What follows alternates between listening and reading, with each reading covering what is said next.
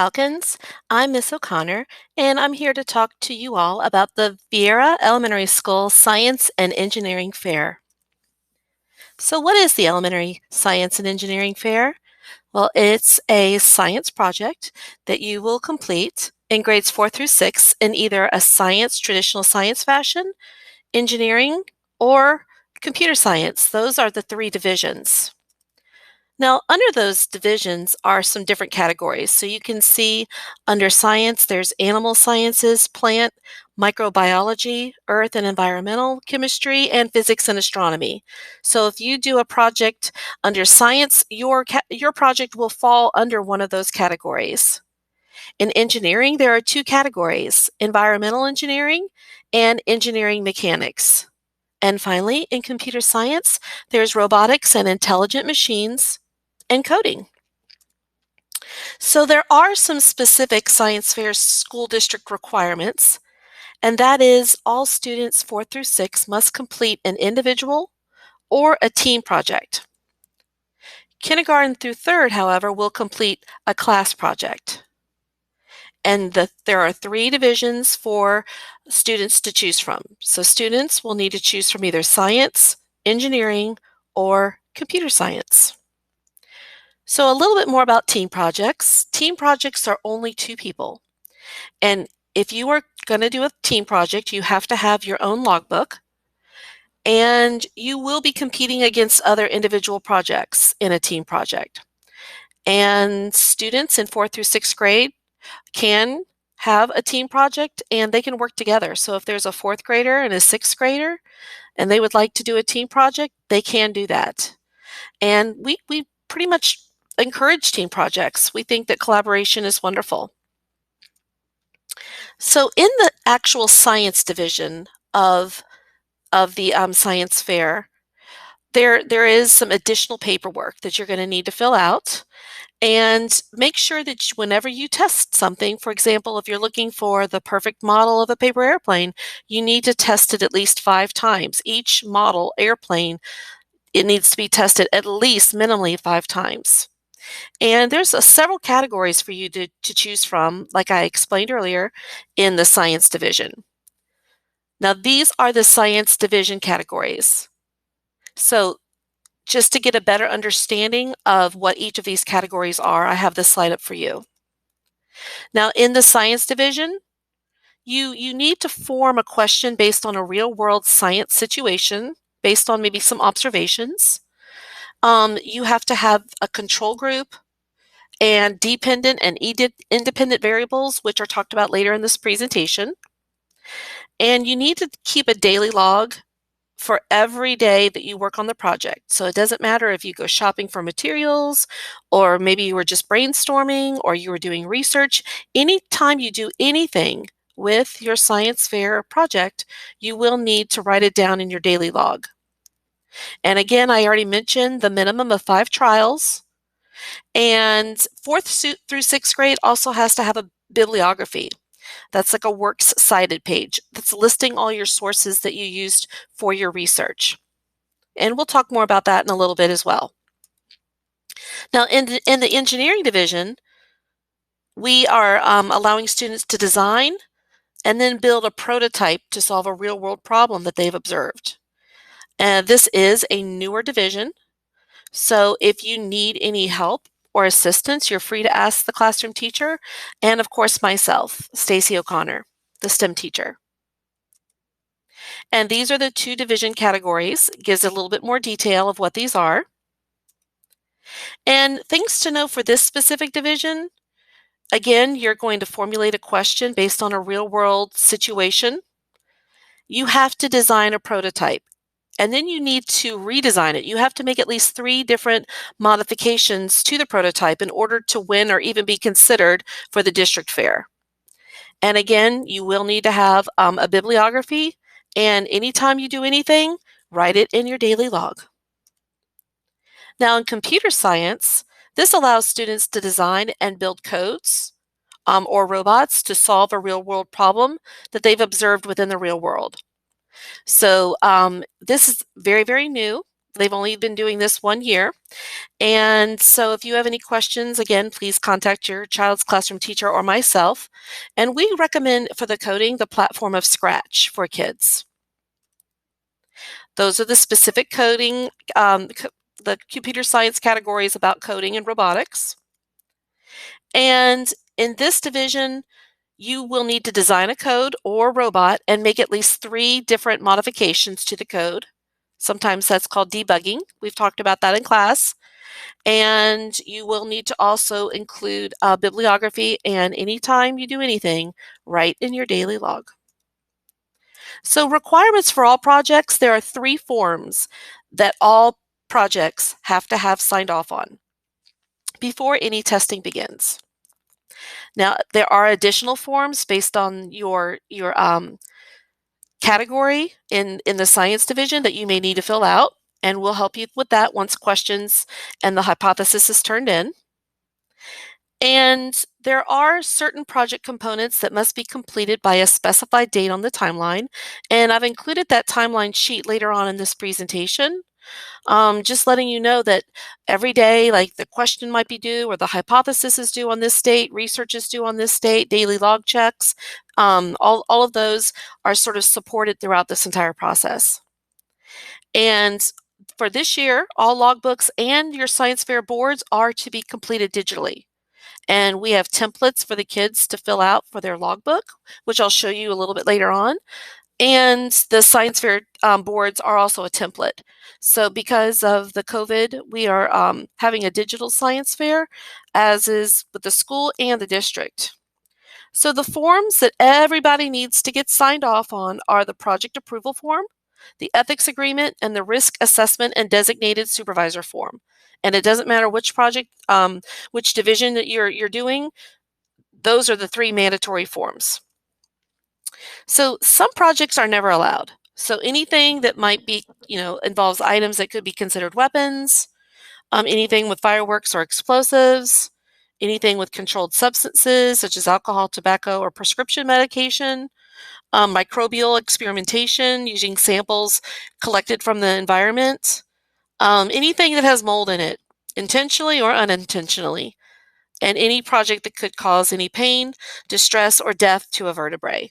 So those are the no-nos of science fair.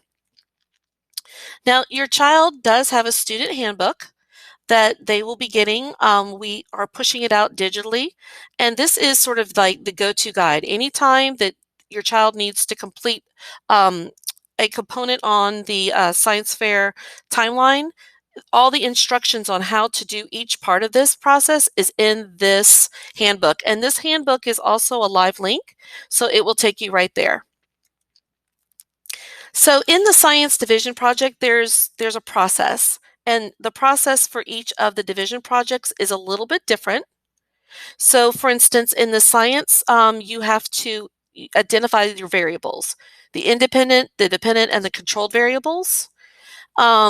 You're doing at least 5 trials, and you're analyzing data, making charts and graphs.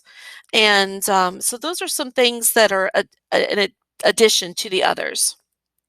In the engineering division project, you are basically creating a prototype. You have to research and create a design, and then you have to redesign and rework your prototype at least 3 times. So it's really all about the prototype in the engineering division project. And in computer science project, again, it's the debugging. So it's writing algorithms or code, and you have to basically make changes to your code and reflect that in your program. At least 3 changes are recommended. And so this right here is actually the start of the Vera Elementary Science Engineering Coding Project. So this is a digital file. This is exactly what your child's logbook is. So they're going to write their first name here. And then we put the daily log in the beginning, and you can see those checks. And anytime they do anything with science fair, they need to document it with the date and at least maybe 1 or 2 sentences about what they did, even if it's brainstorming or shopping for materials. And we made several slides of that because we knew that the students are going to need more than probably 1 slide. On this On this slide, the student is going to type their question or problem. And to get some science fair ideas for your question, if you did a project last year, if you were in 5th or 6th, you can continue it. You can go to sciencebuddies.org, of course, library books, any kind of books. Consider topics that are interesting to you. It's always a lot more fun to do a science fair project of something that you're already doing. Think about your hobbies and what you like to do in your spare time. I know a girl once that she fostered dogs and she really loved dogs and she wanted to know which kind of dog water bowl would keep the water the coolest the longest. So she did something with testing water bowls and temperature, and basically she was looking at which water bowl insulated the best. And so try to make the science fair project about something you are interested in. I cannot stress that enough. Now, with research, you need to have at least 3 credible sources, and you can consider research in books, library books. You can do research with the Gale database, the Brevard Gale database, links, which is basically like an encyclopedia online. There's videos, of course, make sure that they're credible and they're relevant. And of course, experts in the field. So talk to someone that um, you feel has a lot of knowledge. It doesn't have to be with someone with a college degree necessarily. One time, my son was doing a college. I'm sorry, he was doing a project on fishing, and he wanted to know about the tenacity of fishing line. So his expert was someone that worked at Bass Pro in the fishing department for 10 years. So remember, it doesn't have to be necessarily someone with a degree. It's just someone that has knowledge. Now, with research, again, you want to use a variety of sources. You don't want to use 3 internet sources. You want to try to use maybe an internet source, a book, and a video, an expert in the field, and you want to have at least 3 to 5 credible sources. And so in your logbook, under research, you're going to write the source and then a summary of what you learned from that source. So you're going to have at least 3 to 5 like chunks under research of that. And so you need to write 3 to 5 sentences for each source that you actually chose. And then, of course, all of your sources are going to be cited with a works cited page, which is also known as a bibliography. And there's a way to make a bibliography with EasyBib in your Google Docs. And so if that's something that you need us to share with you how to do, let us know. Again, the bibliography is where you found your research for your project. Next, it's time to write the hypothesis or talk about your initial prototype if you're doing engineering. And that's usually in an if-then statement. So your hypothesis, it's a statement of what you think is going to happen in the experiment. And remember, your hypothesis does not have to be proven true. Don't skew the results to make your hypothesis true. You actually have more to write about in your conclusion if your hypothesis is not exactly what you thought was going to happen. It needs to be stated in an if-then. And so here's some examples of how to write a hypothesis. And again, directions to this are in the handbook as well. So next is your procedure. How are you going to conduct your experiment? And you want to pretend like the person reading it does not know anything? Like it's almost like a kindergarten student. Like think about the steps on how to make a peanut butter and jelly sandwich. Well, first you need to get out the peanut butter, the jelly, a knife, some bread, right? You have to step by step by step list your procedures. And this is because if you're a scientist, you want to write your procedures so that other people can conduct your science investigation as well, exactly how you did it. And so these are numbered, and you need to include as much detail as possible. So again, the procedure is a listing of steps, detailed like a recipe. And here's some examples of just basically gathering some materials to plant some lima bean seeds. So in your materials, remember you want to list everything and you need to put it in metric measurement because that is universal. Customary measurement is used in the United States, but metric measurement is used more throughout the world. So you need to include Detail every little thing that you're going to use, including your logbook, your pencil maybe, if you're writing notes. These are non-examples of a material list, and these are examples. And see how they listed exactly the amount so that any other scientist could replicate your experiment, your investigation. So now it's time for testing. Of course, you're going to test whatever it is that you've decided to do, whatever category and division, and you're going to include those variables. All right, so here's some examples of what the independent, dependent, and controlled variables are. And that's only for the science investigation, by the way. And then your final project will be also online, and that's the template. And one of those things is going to include the analyzing the data, the graphs, the charts. So you want to actually create a graph using Create a Graph, Google Sheets, or Excel, a digital graph. You want to try to use mathematical calculations such as mean, median, mode, and range. And again, measurements are recorded in your daily log. Now it's time to write up what you found out.